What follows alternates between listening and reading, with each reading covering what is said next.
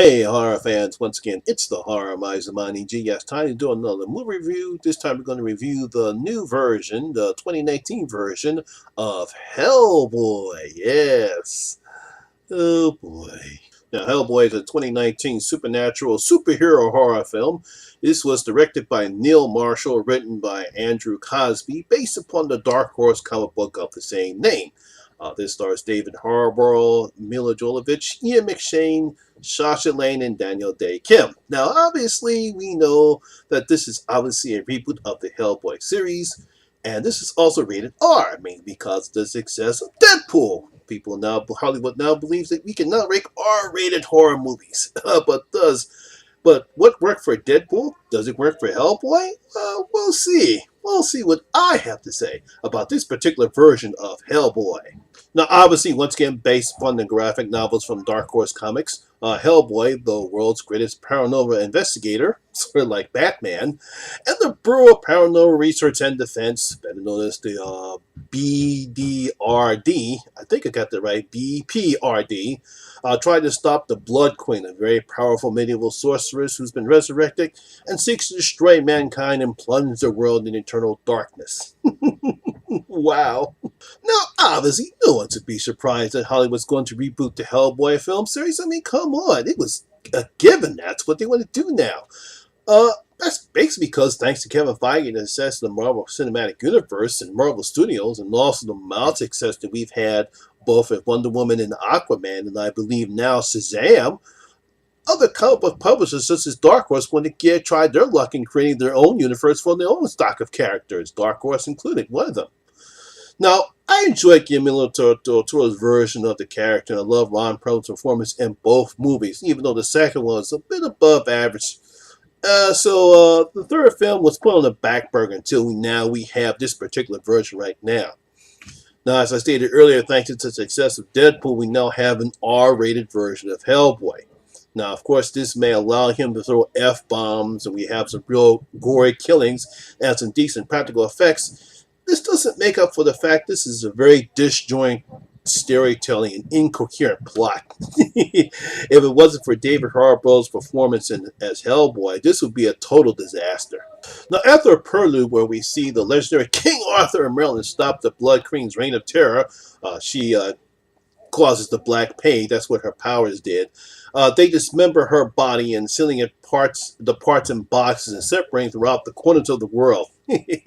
We're finally introduced to Hellboy, who's in Mexico trying to locate a missing agent of theirs. Warning Hellboy that the end is coming before being killed, Hellboy is summoned back to the BRPD headquarters, where his father, Trevor Brutenholm, sends him on a mission to. While there, he is reunited with Alice Monaghan, a person who he saved from fairies when she was a baby and now possesses the ability to speak for spirits.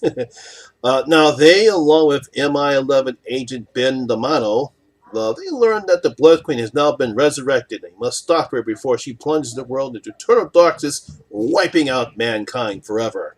Now, one of the things they did get right in this film is the atmosphere, as it looks and feels very medieval. I mean, it really does.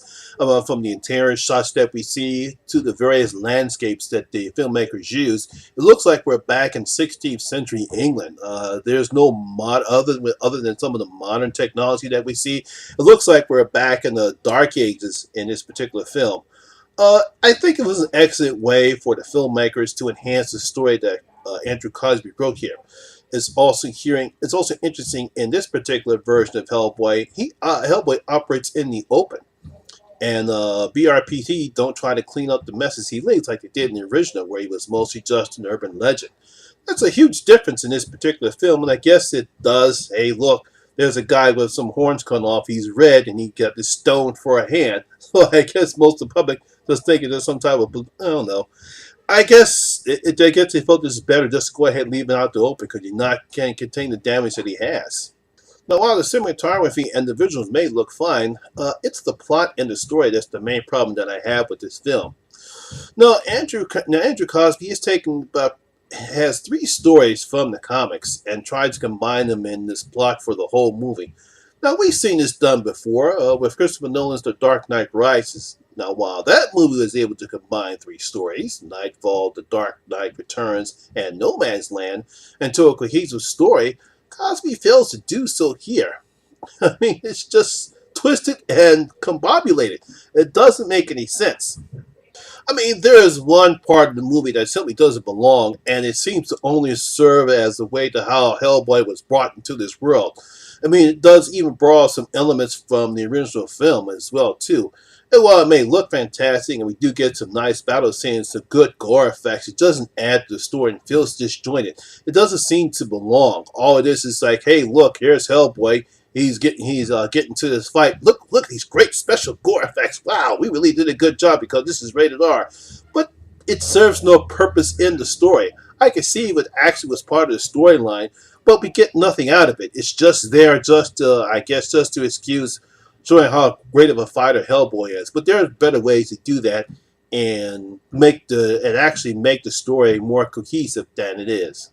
Now, this also happens again in a scene where Hellboy, after having a very frank discussion with his father, which I thought was a pretty good scene, he confronts a character from the comics, and it again really makes no sense other than to show some nice visual effects.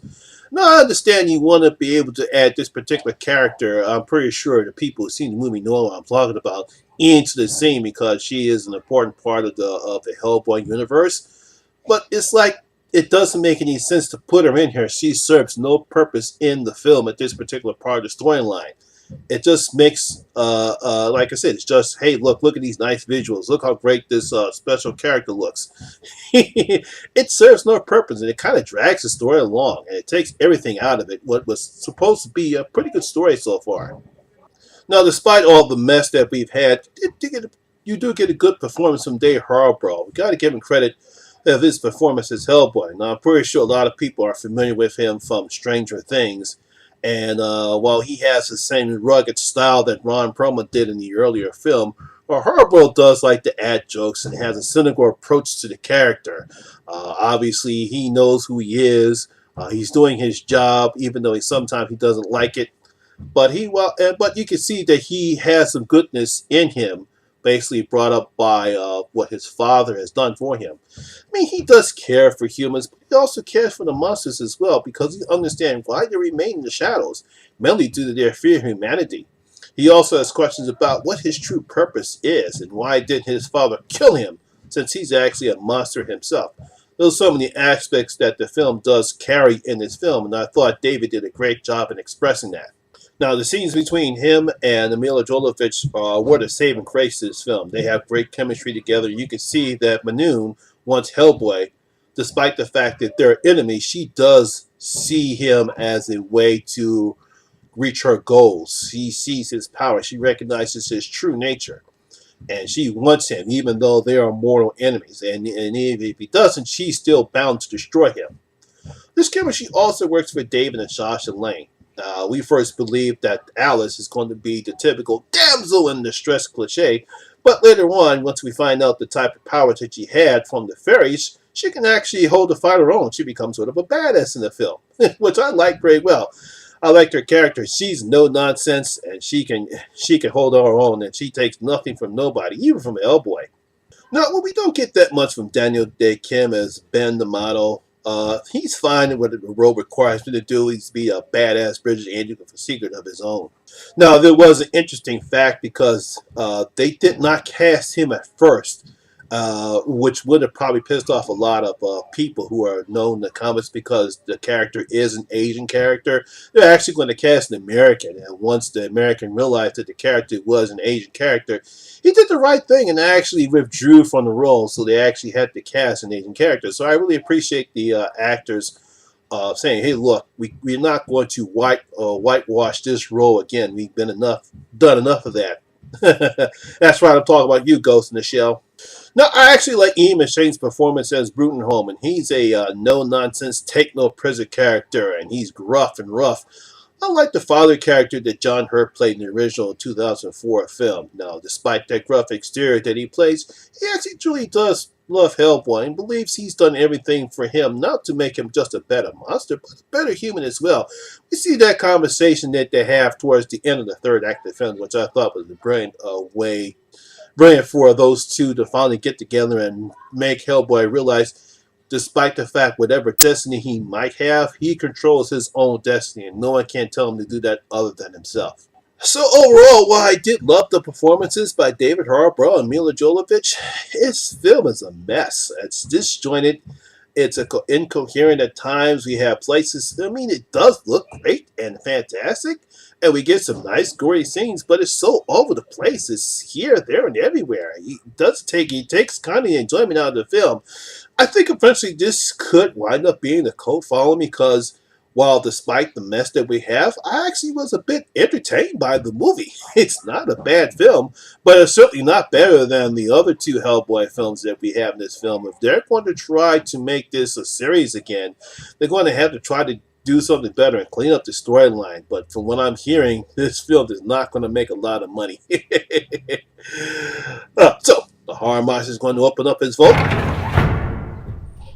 And I'm going to give Hellboy 2019 1.5 out of my 5 gold coins. Just give it 1.5 out of my 5 gold coins. It tried, it failed, it's a mess. But hey, look, it's probably going to wind up being one of those bad but good films. So, my horror fans, what did you think about this particular version of Hellboy? Did you hate it? Do you think it was terrible? Did you get some enjoyment out of this? Or not? Leave your comments down in the comment section below and tell me what you thought about Hellboy 2019. So, horror fans, that's it for today. That's my video for today. Hope you did enjoy it. And if you did, please give it a thumbs up because it does help the channel a lot. And once again, if this is your first time here, please hit that subscriber button. Ding that notification bell. That way you can come and enjoy the horror experience with me, the Horror Miser Monty G. And as always, all my social media links will be down in the description box below as well. Once again, my name is Lamont Smith, better known as the Horror Miser Monty G. And always remember, horror rules! Ha ha! Vince, take us home. We're out.